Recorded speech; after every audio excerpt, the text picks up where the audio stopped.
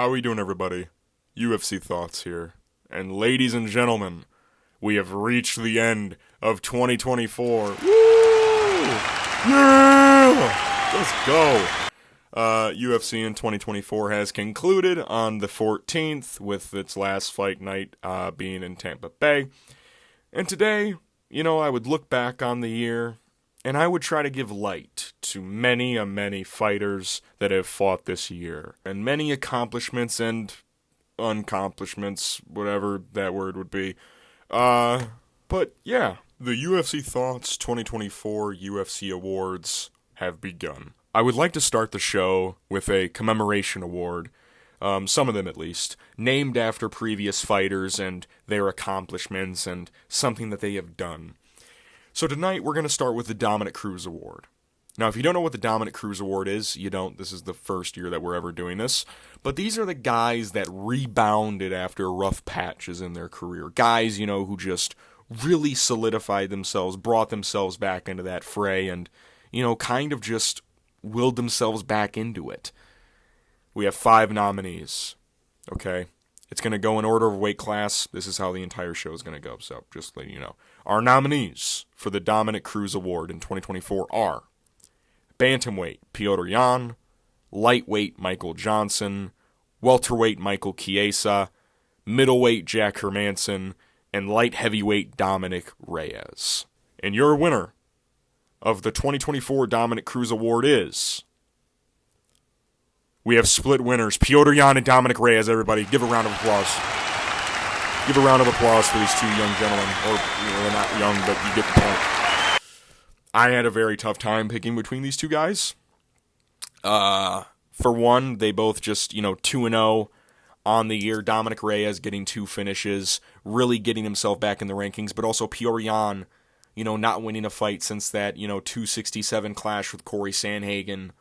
Just loss after loss, bouncing back with 2 triumphant victories over Song Yadong and then Davis and Figueiredo. I mean, how can you not give it to one of these guys? Now, in all reality, Petr Yan should probably be the one who gets it, because his wins are way better than Dustin Jacoby and Anthony Smith.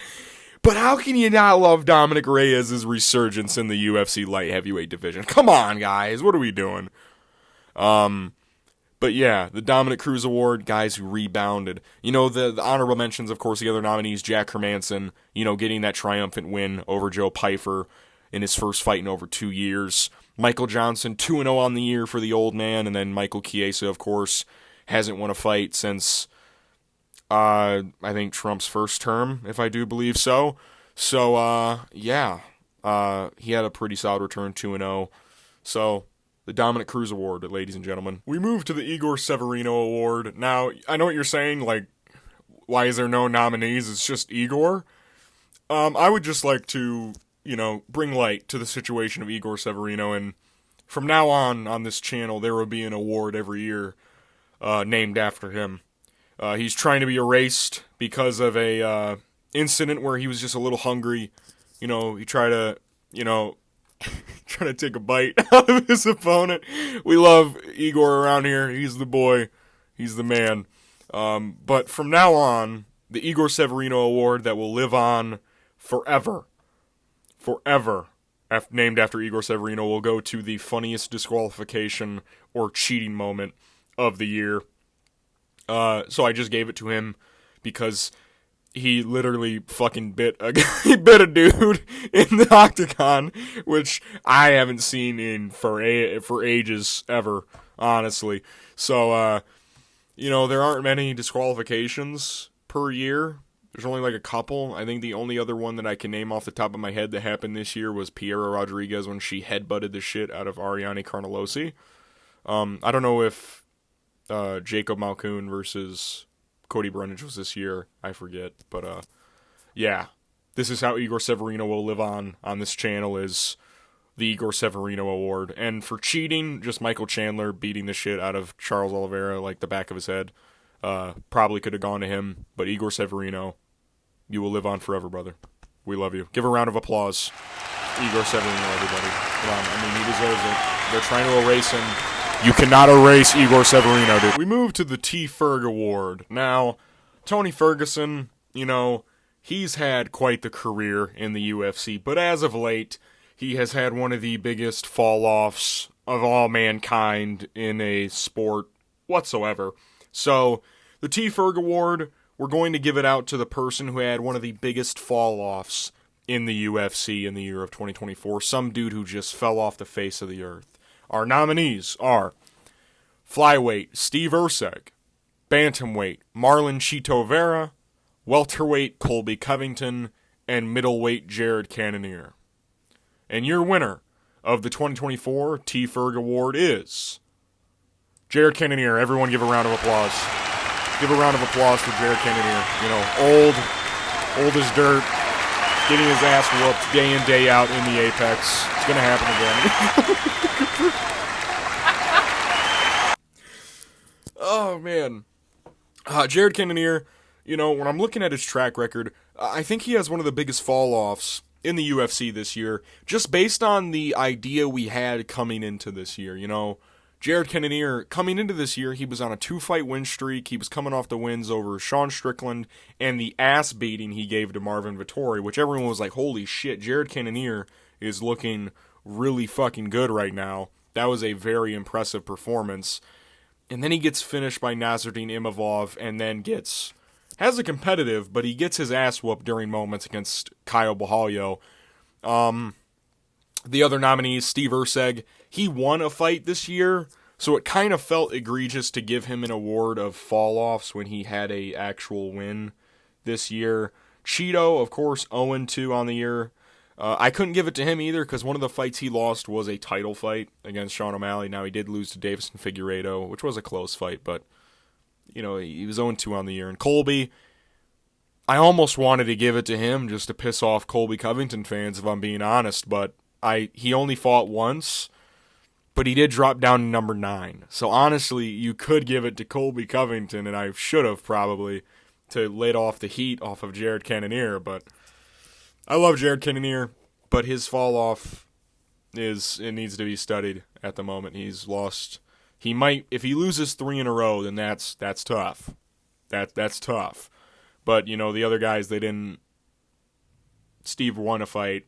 Chito lost to the champion in his division, and Colby Covington just doesn't fight enough to have a fall-off to be studied. Yeah, Jared Cannonier, T. Ferg Award. We move to another award that I have made, the Josh Koscheck Award. Now, some of you guys might not even really remember who Josh Koscheck is. He was a fighter back in the 2000s, 2010s era. He was very hated when he was on the UFC roster. The only guy that I can really compare him to was like a young Michael Bisping or like a Colby Covington during his Attitude Era. But basically, this award goes to a person that everyone wants to see lose. Nobody really fucks with him. Not a lot of people are fans of him. One of these guys people probably fuck with, I just don't like him. But the nominees are bantamweight Mario Batista, featherweight Sean Woodson, gross, light heavyweight Jamal Hill, and heavyweight John Jones. The champion, by the way. And your winner of the 2024 Josh Koscheck Award is Mario Batista. Ladies and gentlemen, give it a round of applause. Give a round of applause to this old, not even old, just you look old. You have a wrinkly face. You look like a dog. Stop dry humping Jose Aldo against the fence. You cunt. Yeah, I don't know a single Mario Batista fan on the planet. If I'm being totally honest with you, I don't think they exist. I think they are extinct, and until this dude has a performance that redeems the Jose Aldo one, which will never happen at all, with his fight style especially. Dude struggled against Damon Blackshear on a week's notice. Like, let's keep it a buck. Nobody likes this dude. The whole meme after the fight was give him to Francis Ngannou, give him to Alex Pereira. Nobody likes Mario Batista because he's gay. That's not the reason. He's not gay, and that's not a reason you should hate somebody.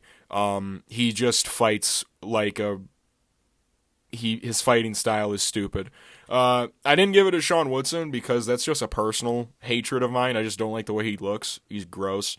Jamal Hill, the whole delusional mindset after losing to Alex Pereira really dragged him this low on like the fan favorite chart.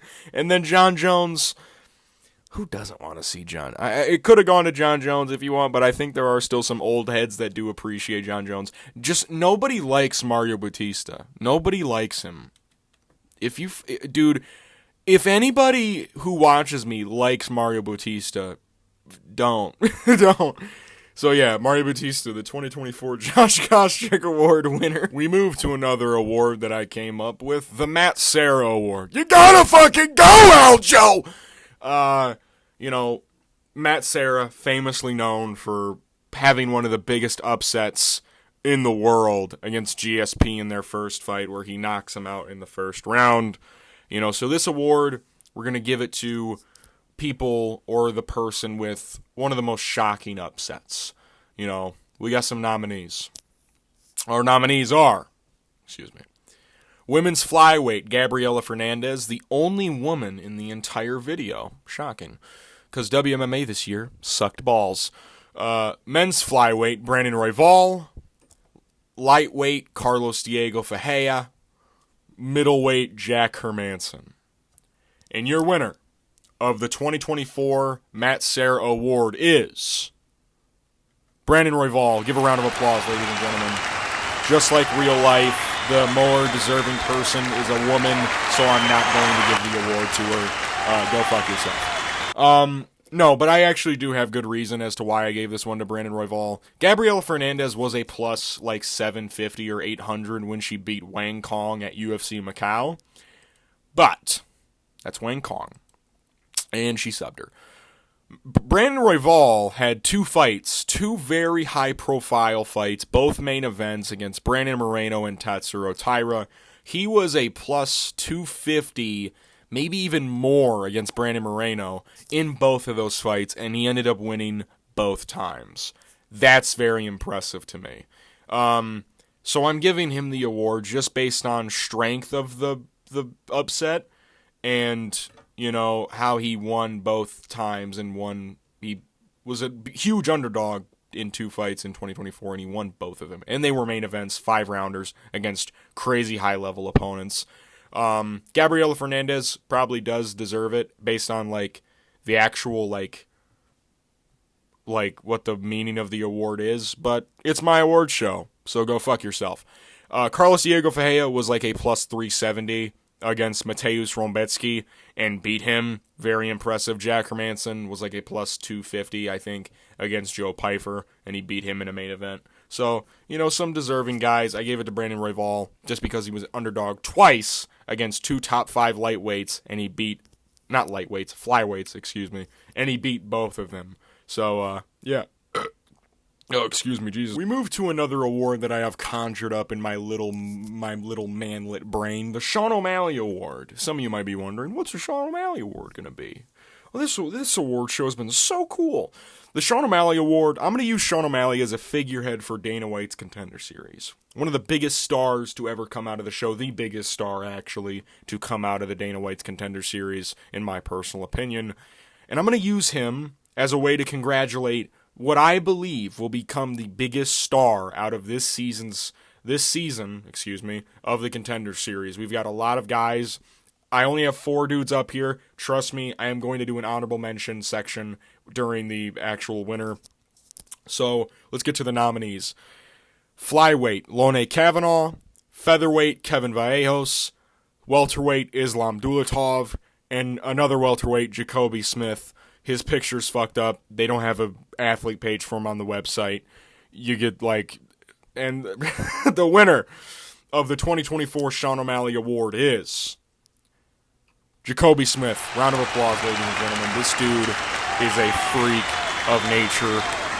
Unanimous 10-8 in the first round. This dude's a monster. Another round of applause. Jacoby Smith looked incredible on the Contender Series. I truly believe that he will become a massive star in the sport. Not because of his fight style necessarily. He is a primary wrestler, but just because of how dominant he is. I have a very firm belief that Jacoby Smith, with the right training, can become a better Bo Nickel and a almost like Khabib-esque wrestler where people just know him because of how dominant he is with his wrestling. Now, I could be totally wrong. Maybe Jacoby Smith does become a fraud, but he's young, and I really believe that this kid has something. This kid, he's fucking almost 10 years older than me, probably. I think this dude has a lot of grit on him. The other nominees, the other three on the page, I'll do my honorable mentions after this. Lone Kavanaugh already had his debut in the UFC. Can also become a massive star just based on his knockout power at flyweight, something you don't naturally see all the time.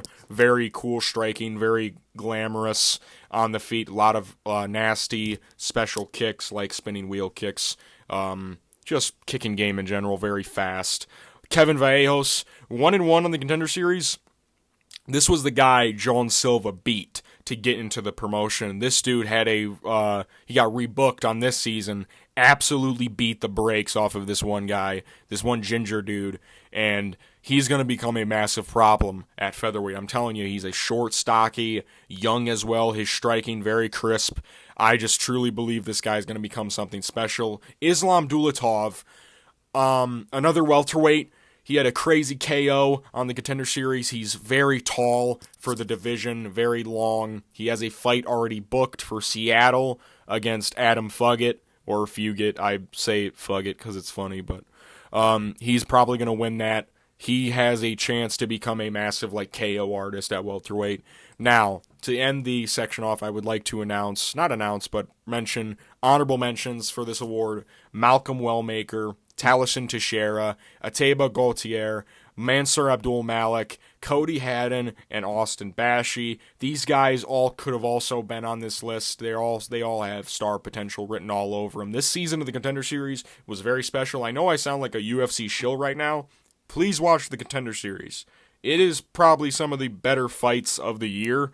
Not fight like better fights, but dude, there's a lot of sick people that come off that shit. And these guys, I'm telling you, all these dudes that I just mentioned are probably going to become contenders soon. Especially guys like the guys that I mentioned, Islam Dulatov, Jacoby Smith, Lone Kavanaugh. And some of these guys already made their debut. So keep an eye out, fellas. I'm just letting you know. So, the Sean O'Malley 2024 Sean O'Malley Award, Jacoby Smith. We move to an award that's pretty well known, Rookie of the Year or Debutant of the Year.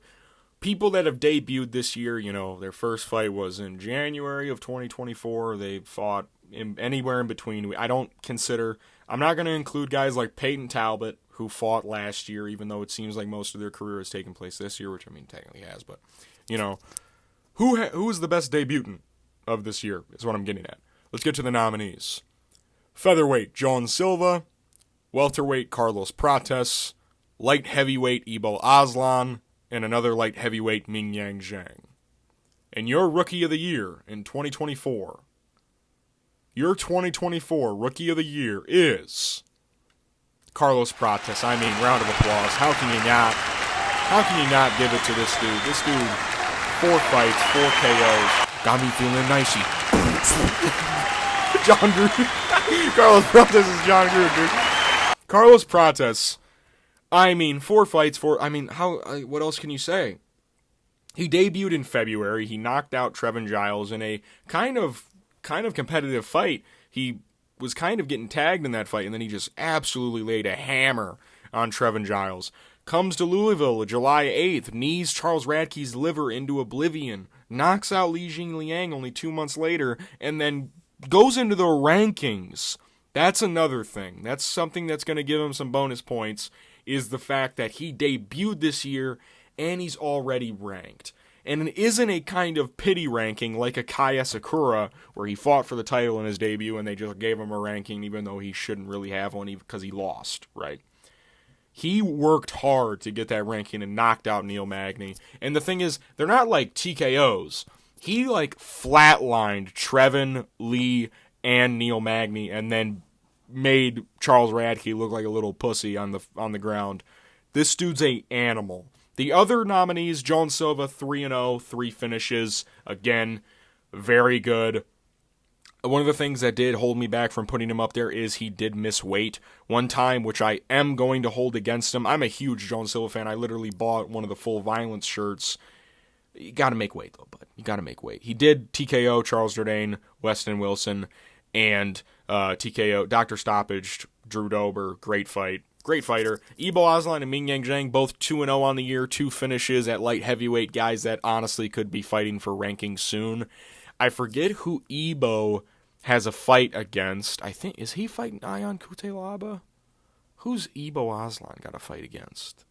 I almost want to check that. He's got a fight booked, though, so watch out for Ibo Aslan. And then Ming Yang Zhang, just one of the only Chinese prospects that we have going for us at the moment is this fucking guy. There are some other dudes out there who I can kind of see you making them not the debutant of the year, but like you can kind of make an argument that they should be mentioned.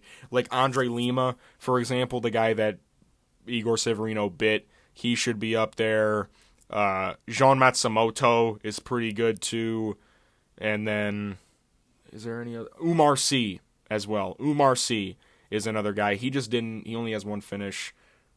You know, I don't think that he deserves to be mentioned, but not like, he deserves to be mentioned, but not be a nominee. You get the point. So, Rookie of the Year is Carlos Prates, heavily deserved. I thought I'd get the event ones out of the way.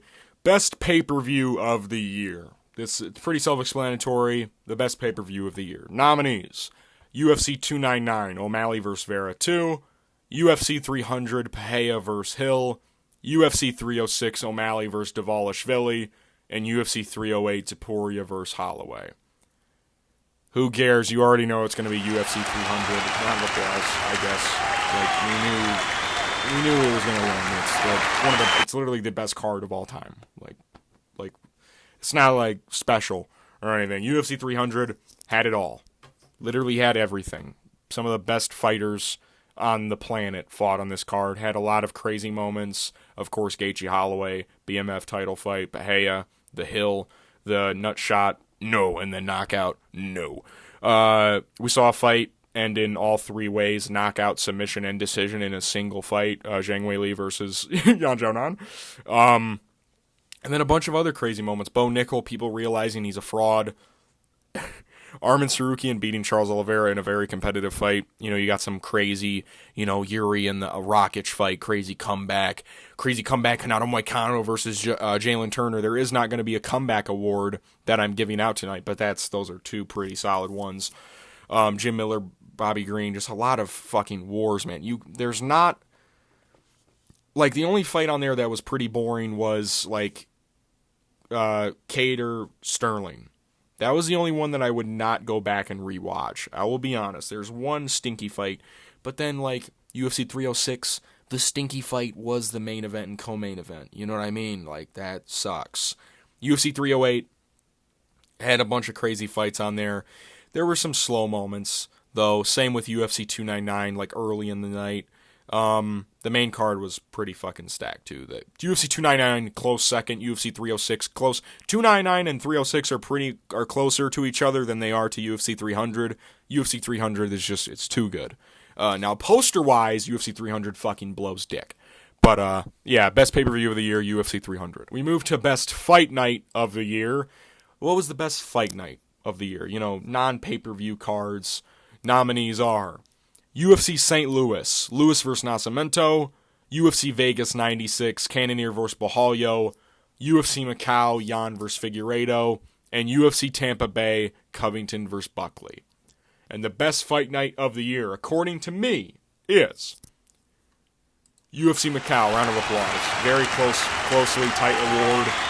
Hard to give it to either. I mean, all of these are great, but I think Macau just had, some crazy moments. UFC Macau, crazy main event, first of all. That's something that really, really protects it, is the main event. Co-main event, who doesn't want to see Tabitha Ritchie lose, man? Crazy wheel kick KO, one of the craziest upsets of the year. Volkan Oezdemir, Carlos Ulberg, like, pretty solid tit-for-tat battle. Zhang Mingyang, crazy finish. Berengang Jiliesu versus Su Young Yu, terrible fight, who cares? Kuro Sahota, crazy knockout. Shiming literally sent Vang Xiaokan to the hospital. Namjar Gal Tumendenbril versus Carlos Hernandez, like, close fight. Like, it was alright. Lorna Kavanaugh, Jose Ochoa, pretty solid fight. Zhao Long, Quang Li, crazy fight. Mahashate, Nicholas Mota, pretty solid fight. I mean, Macau was really one of the best cards of the year. Probably one of the better fight nights we've had in a while. And thing is, Luis Nascimento, Canadian Borjalho, these cards are all close. Like, Luis Nascimento had the crazy fight with Trey Waters and Billy Ray Goff. Derek Lewis won. Crazy, one of the craziest knockouts of the year. Esteban Ribovic versus Terrence McKinney. Like, this card had a lot. Same with Canadian Borjalho, had a lot of good fights on there. Same with Tampa Bay. A lot of holy shit moments with, like, flatline KOs. I think Macau was just a little bit better, though. I just think it was a little bit better. Great cards, though. We were kind of spoiled this year. Like, we did kind of dog on some of these main events. But, man, what a year for events in 2024, besides some, like, WMMA main events. But, you know, we had a lot of fun fights. We had a lot of fun cards. So, yeah, fight night of the year, UFC Macau, Jan Figueiredo definitely deserves it. We move to submission of the year. Pretty self-explanatory. What was the best submission with context included? You'll see what I'm talking about, why I say that. So, let's get to the nominees. 3. There weren't many, like, crazy submissions this year. Sorry. UFC 302, Makhachev vs. Poirier. Pretty solid. UFC 305, Duplessis vs. Adesanya. And then UFC 308's Whitaker vs. Chimaev. And the 2024 submission of the year goes to Whitaker vs. Chimaev. Round of applause. Round of applause. He, like, broke his fucking teeth out of place. That's gross. It's actually kind of disgusting. I'm giving it to Chimaev over Duplessis and Makhachev, just based on what was going on in the fight. For one, Khamzat did it in the first round. Duplessis had to do it in the fourth. Or Dricus, I'll just go by the first name. Islam and Dricus had to finish it late. Dricus was in the fourth. Islam's was in the fifth round. Chimaev, which was in a 5-round fight, could have gone. He got it out there in the first. That was mad impressive. It was only a rear naked, but just the damage factor that he broke some of Whitaker's teeth with his grip, with his squeeze strength, that's gross. Like, it was like the photo afterwards was fucking disgusting. Makhachev, you know, Islam got the cool Darce choke on Dustin Poirier. Very cool sub. It was very cool visually. Dricus subbing Adesanya in Perth. The context behind it, just the amount of, you know, trash talk going into that fight was nuts. Khamzat, a year off from the fight game, comes back. Many people don't think he's going to win. A lot of people were picking Robert Whitaker. It was like pretty evenly split. Khamzat gets him out of there in the first. Subs Robert Whitaker, I think the second guy ever to submit him. He's the first guy to ever sub him in the UFC. That's mad impressive. So, props to Khamzat Chimaev. We move to Knockout of the Year, stakes included. Now, I have 2 separate Knockout of the Year, like, awards. I have one with stakes, aka context, and I have one just the actual knockout, like what was cool about the actual KO, how did it visually look. So let's get to the nominees for Knockout of the Year, stakes included. UFC 300, Gaethje vs. Holloway. UFC 303, Pereira vs. Prohaska 2. UFC 308, Topuria vs. Holloway, ouch. UFC 309, Jones vs. Miocic. And your winner of Knockout, who gives a shit? You know it's Gaethje vs. Holloway. Round of applause. Round of applause for Max Holloway winning Knockout of the Year, stakes included. I mean, like, the actual KO itself visually wasn't, like, crazy. It was just a simple overhand right. Add in the context of BMF title, final 10 seconds, you're winning the fight, you allow Gaethje to have that moment where he's able to even have a chance of winning the fight. You brutally KO him in the literal final second. You point to the ground, slugfest, BMF. Nothing tops it. Nothing will ever top that as a badass moment. Of course, you have UFC 303, you know, Pereira, the short notice nature of it really makes that KO really potent. Also, the fact that Pereira was having problems in the first fight and the second fight is just absolute domination. Topuria Holloway, first guy to ever knock out Max Holloway. does it after knocking out Volkanovski in Abu Dhabi. Pretty competitive fight. And he just slumps him out cold. I mean, that's pretty badass. And Jones Miocic, not a crazy KO. I added it on there just because it is a legacy fight. No matter if you hate Jones or you don't, I don't. Like, I hate him. But it was kind of cool that he got him out of there with a spinning back kick to the body. Like, that was kind of sick. If he was going to win the fight in any way, I would love that he ended the fight with a cool, move. So, yeah, but nothing will ever top Gaethje versus Holloway for a stakes-included KO. Besides maybe Leon over Kamaru, just because he was down 3 rounds in Salt Lake City and he was, getting dominated, looked like he was quitting on himself at that point. But besides that, I have no idea what could even come close. So, knockout of the year, stakes included, Gaethje versus Holloway all the way. We move to knockout of the year, actual KO edition, the actual coolness of the KO, no context, just what was cool about it. Let's get to the nominees. UFC Vegas 87, Vinicius Oliveira versus Bernardo Supai. UFC St. Louis, McKinney versus Ribovics. UFC Paris, Frez Ziam versus Matt Frivola. UFC 308, Magomedov versus Petrosian. And UFC Macau, Kanan versus Salikov. And your winner for the 2024 KO of the year, actual KO, Vinicius Oliveira. Round of applause. Round of applause for this guy. Flying knee. Just out cold did Bernardo Supai go. Vinicius Oliveira, close. All of these KOs you could honestly make an argument for all of them, just based on the bodily reaction of them all. I'm giving it to Oliveira just because Bernardo, just the finishing sequence, leg kick, hurts him with the right hand. He looks away, looks back, and just eats a flying knee, folds on himself. Just absolute brutal shit. That's fucking gross. That's fucked up. You got the other ones on here. McKinney versus Ribovics. The way that Terrence falls down, brutal, but it is just a head kick. It is just a head kick, right? So it isn't crazy. It's just the way he falls.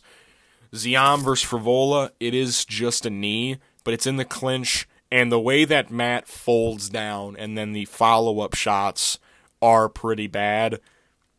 Jesus Christ, he turns into him, eats the knee, and then just fucking folds.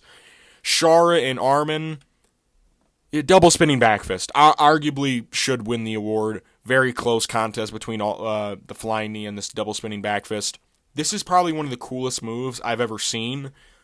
Arman doesn't fully go out. You can honestly argue it was a little premature of a stoppage because Arman doesn't fully go unconscious. He just hits the ground and then they stop it because Shara just tries to get a walk-off KO. But it was still badass. That was fucking sick. And then, of course, Muslim Salikov getting a spinning wheel kick, or heel kick rather, over Kanan Song. Badass. Just the way he fucking folds on not fold, but he just stiffens up, hits the canvas, after shot. Holy shit. We had a lot of crazy KOs in the year, but I think Vinicius Oliveira very early in the year, so not a lot of people remember it. I love this KO. Vinicius Oliveira, if you don't know, that's one of my boys. That's one of my that's my quarterback. That's my boy. So Vinicius Oliveira, actual KO of the year. Round of applause for him. We move to fight of the year. The best fight that happened in 2024 in my personal opinion. Of course, that's what this whole awards show has been about. All right. Your nominees for 2024 Fight of the Year are UFC 300 Gaethje vs. Holloway, UFC St. Louis Goff vs. Waters, Jesus, my bad, UFC 305 Duplessis vs. Adesanya, UFC 306 Zellhuber vs. Ribovics, UFC 308 Rebecki vs. Orolbai. And your winner for Fight of the Year in 2024 is Mateusz Rebecki versus Miktabek Orolbai. Round of applause for these two warriors. Absolute, holy hell. These guys put it all on the line. For $50,000, most likely. That's for that bonus money. They got paid $20K to fight like that. This fight just had it all. insane drama in that third round. You know, I don't want to give it to Gaethje versus Holloway. I think that fight is heavily overrated. I think it's not as good as everyone thinks it is. I think it just has for the most part, it was mostly Holloway beating Gaethje. And I don't think that it deserves to get a award for that. I don't think it did enough. You know, Billy Ray Goff versus Trey Waters, pretty crazy fight. Duplessis versus Adesanya, that fight was actually pretty crazy. I think that's probably third on my list. Zellhuber versus Rubovics, that third round, again, crazy. Muktabek Orobai, Mateusz Rebecki went crazy for each other. Pause. Holy shit. For like 3 straight rounds. It was nuts. Even in the moments that were kind of slower, like in that third round where Mateusz had taken him down, Muktabek was using all his might to get back up. And it was crazy. And there was blood everywhere. So, give a round of applause again. No, not really, but, you know, just look at these two gentlemen. Just look at how much they went through a lot. We move to the most prized awards of tonight. Fighter of the Year. I have 2 subcategories. I have champion and non-champion. All right. Champion, for Fight of the Year Champion Edition, I have Bantamweight Merab Dvalishvili, Featherweight Ilia Topuria, Light Heavyweight Alex Poatan-Bahia. Your winner of Fighter of the Year Champion Edition is Ilia Topuria. Round of applause. Round of applause. It was close. It was close. But I think Ilia Topuria deserves it just a little bit more. Just a little bit more. You get what I'm saying? Ilia Topuria, I'm going to frame it like this. I don't know if you guys watch college football. I do. The recent Heisman race was Travis Hunter versus Ashton Genty. Like, there was 2 other guys, Dylan Gabriel and Cam Ward, but everyone knew it was between those 2 guys. Ashton Genty had a top 5, like, crazy running back season, had all the numbers in the world. Travis Hunter played, but Travis Hunter did something we've never really seen before at a high level, was play 2 separate positions, play both sides of the football, offense and defense, was a top 5 receiver and like a top 5 cornerback, right? Ilia Topuria is kind of like Travis Hunter in the case that he did something that we've never thought or seen before. He knocked out Volkanovski and Holloway in the same calendar year. That's fucking nuts. Alex Bahia does have 3 wins and 3 KOs. Yes, he does. But Ilia Topuria knocked out Alexander Volkanovski, who looked really good. People always are like, man, Volkanovski looked trash. Dude, it was one of the better Volkanovskis I've seen in my fucking life, dude. He looked incredibly quick, with his kicks especially. He was kind of boxing up Ilia Topuria on that night. And then he knocks out Holloway. Alex Bahia had a great year, don't get me wrong.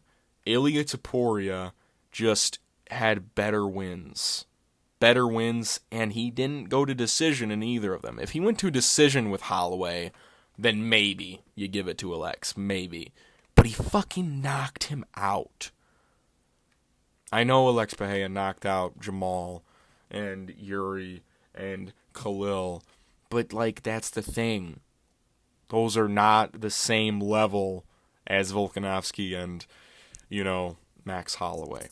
Alex Bahia, close second. Merab, I have him over DDP because he beat Henry Cejudo and Sean O'Malley in the same year. I know Sean Strickland and Israel are very good. That's the honorable mention, by the way, is Dreykus and Pantoja. Pantoja's in 5th. He had 2 flyweight title wins. They weren't that crazy good. Right, like, let's be honest. He beat Steve Erceg and Kaya Sakura. DDP, you know, he beats Sean Strickland, razor close decision. He beats Izzy by finish. Merab beat a top 20 fighter, maybe top 25 fighter all time in Henry Cejudo. You could include Izzy in there, I guess. And then he beats Sean O'Malley, who right now, up to that point, was seeming like a top 10 bantamweight fighter of all time. So, you know, I just think Merab did something pretty good. But yeah, Ilia Topuria, Fighter of the Year, champion. We move to Fighter of the Year non-champion edition. Guys that aren't champions who had incredible years also. I just thought I'd mention some of these guys. I think they deserve some credit. Let's get to the nominees. Flyweight, Brandon Royval. Featherweight, Diego Lopez. Welterweight, Joaquin Buckley. Welterweight, Carlos Prates. And middleweight, Nasruddin Imavov. And your fighter of the year, non-champion, is Joaquin Buckley. Round of applause. It was close. It was close. I gave it to Tyler the Destroyer. Just very razor close, though. Razor close. This one is close. Like I've been saying, Joaquin Buckley had 4 fights, 3 finishes. I really do believe that the finishes do give him the edge in a sense, I will say. Diego Lopez, you could argue, should win. He beats Danny Ige, beats Sadiq Youssef, and he also beats Brian Ortega.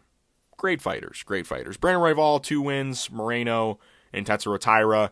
Prates is probably last on this list of nominees. I have him 5th just because of strength of schedule. Nasruddin Imavov had a low-key underrated year, though.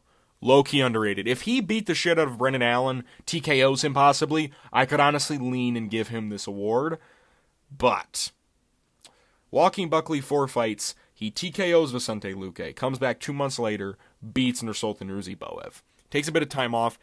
In October, knocks out Wonder Boy. And then comes back 2 months later, beats Colby Covington. Right? TKOs him. Diego Lopez has a good strength of schedule. I do think that the lack of finishes does hold him back a little bit. He knocked out Sadiq Youssef. Sadiq Youssef's chinny. Now, to be fair, his 2 other opponents, Danny Ige and Brian Ortega, have some of the best chins in the weight class. But Joaquin Buckley also TKO'd Vicente Luque and Wonder Boy, who both have pretty solid chins as well. And he also, Dr. Stoppage, Colby Covington. You get what I'm saying?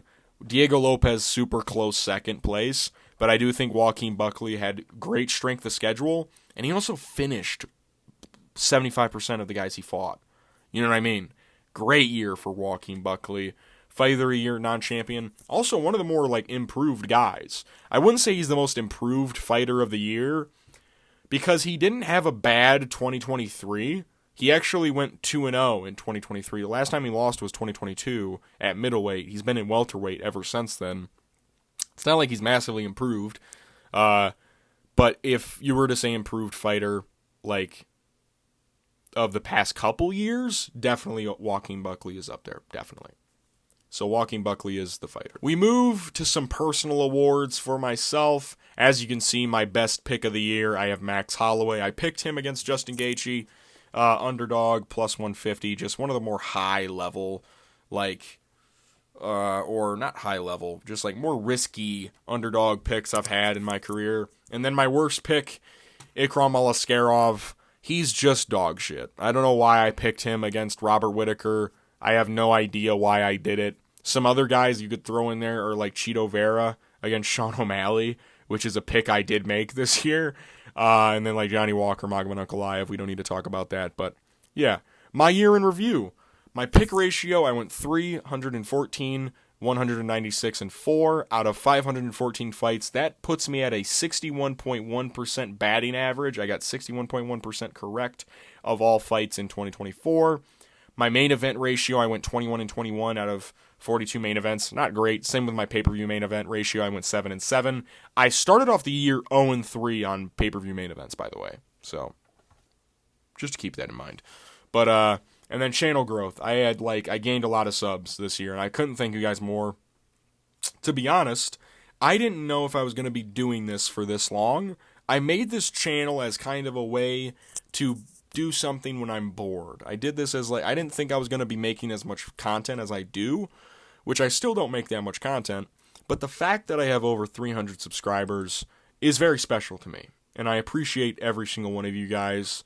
Even when my videos don't get that many views, I'm glad that some people watch, and I'm glad that some of you guys find it entertaining. I enjoy every comment, every like, every subscriber. I enjoy all of you guys because you enjoy my content, and it's kind of like a exchange in some sort, but I appreciate you guys so much. Thank you. thank you for the growth. We're going to keep rolling. I have one more video, maybe 2 left in the year. I thought I'd put this video together as kind of a, cool little specialty video. I'll do another one next year in 2025. But yeah, I again just thank you guys so much. But yeah, thank you guys. Thank you guys for watching. If you enjoyed the video, give it a like. If you want to see more content like this, give it a subscribe. Leave a comment down below. But yeah, I'll see you guys in my next video. Peace.